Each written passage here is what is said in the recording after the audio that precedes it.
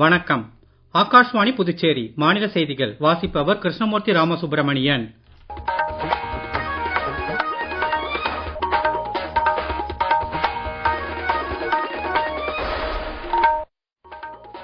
தலைப்புச் செய்திகள்.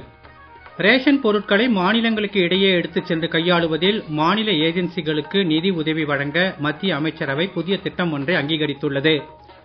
கோடை வெயிலின் தீவிரம் அதிகரித்துள்ள நிலையில் நாட்டு மக்கள் இயன்ற எல்லா முன்னெச்சரிக்கை நடவடிக்கைகளையும் மேற்கொள்ள வேண்டும் என பிரதமர் திரு நரேந்திர மோடி கேட்டுக் கொண்டுள்ளார். இவ்வாண்டு சர்வதேச யோகா தினம் ஆரோக்கியமான முதுமைக்கு யோகா என்ற கருப்பொருள் அடிப்படையில் கொண்டாடப்படவுள்ளது. பக்ரீத் பண்டிகை நாளை கொண்டாடப்படுவதை ஒட்டி புதுச்சேரி துணைநிலை ஆளுநர் திரு கைலாஷ்நாதன் இஸ்லாமிய சமூகத்தினருக்கு வாழ்த்து தெரிவித்துள்ளார். இனி விரிவான செய்திகள். பொது விநியோக திட்டத்திற்கு தேவையான உணவு தானியங்களை மாநிலங்களுக்கு இடையே எடுத்துச் சென்று கையாளுவதில் மாநில ஏஜென்சிகளுக்கு நிதி உதவி வழங்க மத்திய அமைச்சரவை புதிய திட்டம் ஒன்றை அங்கீகரித்துள்ளது. சார்த்தக் பிடிஎஸ் எனும் இத்திட்டம் 16வது நிதி கமிஷன் காலத்தில் மத்திய அரசின் 25,530 கோடி ரூபாய் நிதி பங்கேற்புடன் அமலாகும் என்று மத்திய தகவல் ஒலிபரப்புத்துறை அமைச்சர் திரு அஸ்வினி வைஷ்ணவ் இன்று புதுடெல்லியில் செய்தியாளர்களிடம் தெரிவித்தார்.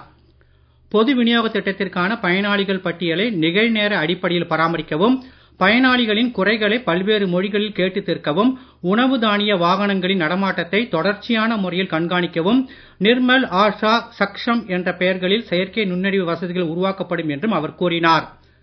தேசிய உணவு பாதுகாப்பு சட்டத்தின் கீழ் வரும் 81.35 கோடி பயனாளிகளுக்கான அரசின் கடமைப் பற்றை நிறைவேற்றுவதில் மற்றொரு முக்கிய நடவடிக்கையாக இத்திட்டம் அமையும் என்று அமைச்சர் கூறினார். இது தற்போதுள்ள பொது விநியோக திட்டத்திற்கான மாற்று திட்டம் அல்ல என்று அவர் மேலும் குறிப்பிட்டார். நாட்டின் பல்வேறு பகுதிகளில் கோடை வெயிலின் தீவிரம் அதிகரித்துள்ள நிலையில் நாட்டு மக்கள் இயன்ற எல்லா முன்னெச்சரிக்கை நடவடிக்கைகளையும் மேற்கொள்ள வேண்டும் என பிரதமர் திரு நரேந்திர மோடி கேட்டுக் கொண்டுள்ளார்.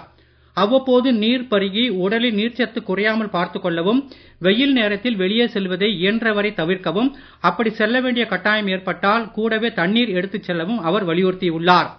வீடுகள், கடைகள் மற்றும் பொது இடங்களில் பானை வைத்து குடிநீர் விநியோகிக்கவும், வீட்டு மேற்கூரை, பால்கனி, ஜன்னல் போன்ற இடங்களில் சிறு கிண்ணத்தில் பறவைகளுக்கு நீர் வைக்கவும் அவர் கேட்டுக் கொண்டுள்ளார்.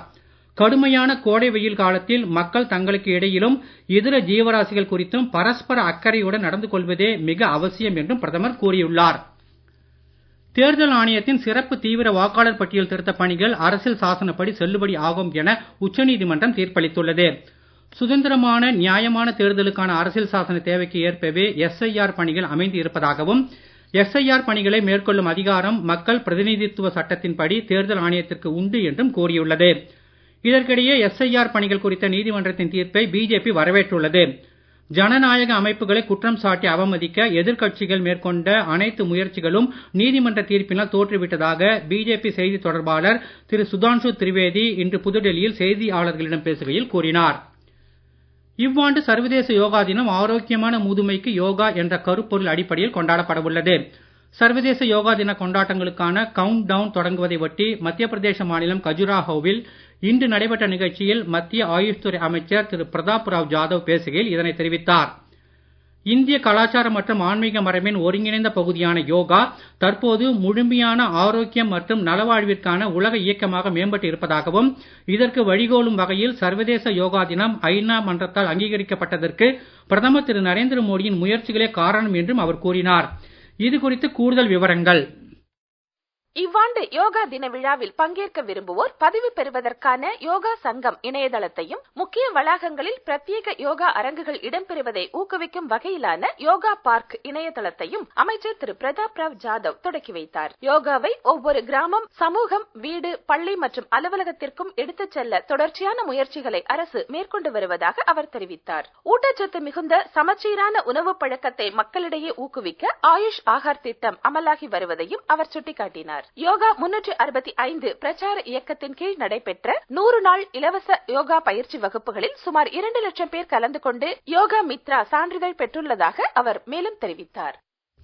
இந்தியாவில் எவருக்கும் இபோலா வைரஸ் தாக்குதல் இருப்பதாக இதுவரை தகவல் இல்லை என்று மத்திய அரசு தெரிவித்துள்ளது. ஆயினும் புதிதாக உருவாகி வரும் நிலவரங்களை மத்திய சுகாதார அமைச்சகம் உன்னிப்பாக கண்காணித்து வருகிறது. நாட்டின் சுகாதார கட்டமைப்பு முற்றிலும் தயார் நிலையில் இருப்பதால் பொதுமக்கள் பீதி அடைய வேண்டாம் என்றும், தவறான தகவல்களை பரப்பாமல் அதிகாரப்பூர்வ தகவல்களை மட்டுமே நம்ப வேண்டும் என்றும் அமைச்சகம் கேட்டுக் கொண்டுள்ளது. நீங்கள் கேட்டுக்கொண்டிருப்பது மாநில செய்திகள். ஆகாஷ்வாணி செய்திகளை நேயர்கள் உடனுக்குடன் தெரிந்து கொள்ள எமது புதுச்சேரி மண்டல செய்திப் பிரிவின் சமூக ஊடகங்களான @airnews_புதுவை என்ற எக்ஸ் பக்கத்தையும், all India radio news Puducherry என்ற Facebook பக்கத்தையும், @RNU புதுச்சேரி என்ற யூடியூப் சேனலையும் அணுகலாம்.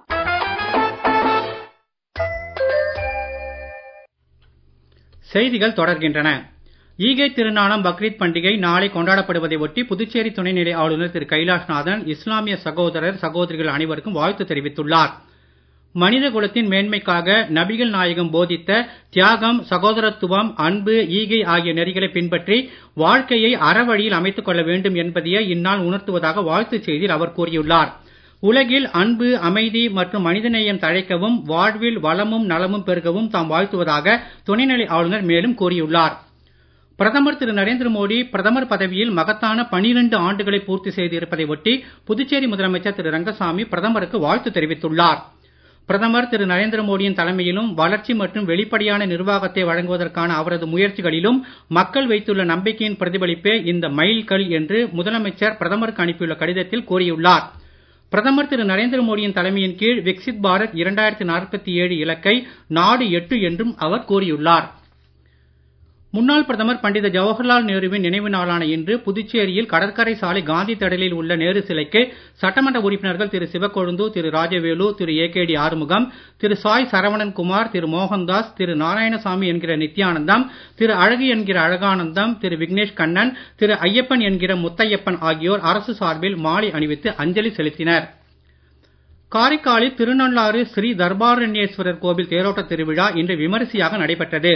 செண்பக தியாகராஜ சுவாமி, நீலோத்து பாலாம்பாள், விநாயகர், சுப்பிரமணியர், சண்டிகேஸ்வரர் ஆகிய பஞ்சமூர்த்திகளும் தனித்தனி தேர்களில் எழுந்தருளி பக்தர்களுக்கு அருள் பாலித்தனர். புதுச்சேரி, தமிழ்நாடு மற்றும் பிற மாநிலங்களில் இருந்து பெரும் எண்ணிக்கையிலான பக்தர்கள் இதில் கலந்து கொண்டனர். திருநள்ளாறு தேரோட்ட திருவிழாவை ஒட்டி காரைக்காலில் இன்று உள்ளூர் விடுமுறை விடப்பட்டிருந்தது. தேரோட்டம் குறித்து நமது காரைக்கால் செய்தியாளர் ஜெகநாதன். சனி பரிகார தலங்களில் முதன்மை ஸ்தலமாக இந்த ஆலயம் விளங்கி வருகிறது. இவ்வாலயத்தின் பிரம்மோற்சவ விழா கடந்த 13ஆம் தேதி கொடியேற்றத்துடன் தொடங்கி நடைபெற்று வருகிறது. இன்று விழாவின் முக்கிய நிகழ்வான திருத்தேரோட்டம் காலை தொடங்கி கோலாகலமாக நடைபெற்றது.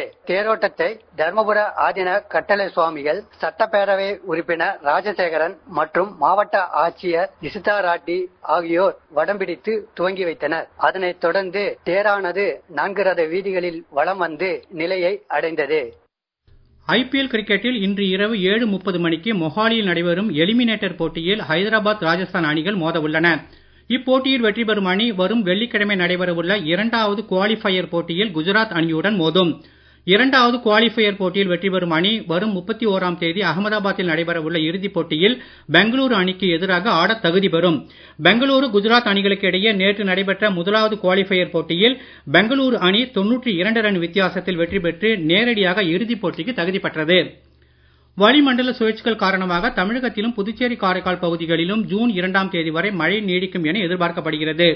இன்று தமிழகத்தின் ஓரிரு இடங்கள் மற்றும் புதுச்சேரி, காரைக்கால் பகுதிகளில் லேசானது முதல் மிதமான மழை எதிர்பார்க்கப்படுகிறது.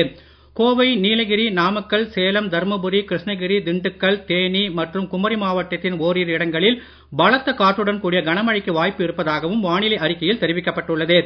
சூறாவளி காற்றுக்கு வாய்ப்பு அதிகம் உள்ள தமிழக கடலோர பகுதிகள் மற்றும் வங்கக்கடல் பகுதிகளுக்கு மீனவர்கள் செல்ல வேண்டாம் என அறிவுறுத்தப்பட்டுள்ளனர்.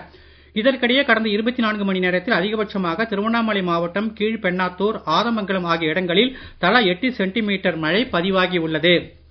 புதுச்சேரியில் செயல்படும் தொழிற்சாலைகள், கடைகள், வணிக நிறுவனங்கள் மற்றும் உணவகங்கள் பிரதமரின் விக்சித் பாரத் ரோஜ்கார் திட்டத்தில் சேர்ந்து அதன் நன்மைகளை நன்கு பயன்படுத்திக் கொள்ள வேண்டும் என தொழிலாளர் துறை கேட்டுக் கொண்டுள்ளது. தொழிலாளர் வருங்கால வைப்பு நிதி அமைப்பில் பதிவு பெற்ற நிறுவனங்களில் முதல் முறையாக வேலைக்கு சேரும் இளைஞர்களுக்கு 1 வருட காலத்தில் 2 தவணைகளாக 15,000 ரூபாய் வரை ஊக்கத்தொகை வழங்கவும் இத்திட்டத்தில் வகை செய்யப்பட்டுள்ளது. மீண்டும் தலைப்புச் செய்திகள்.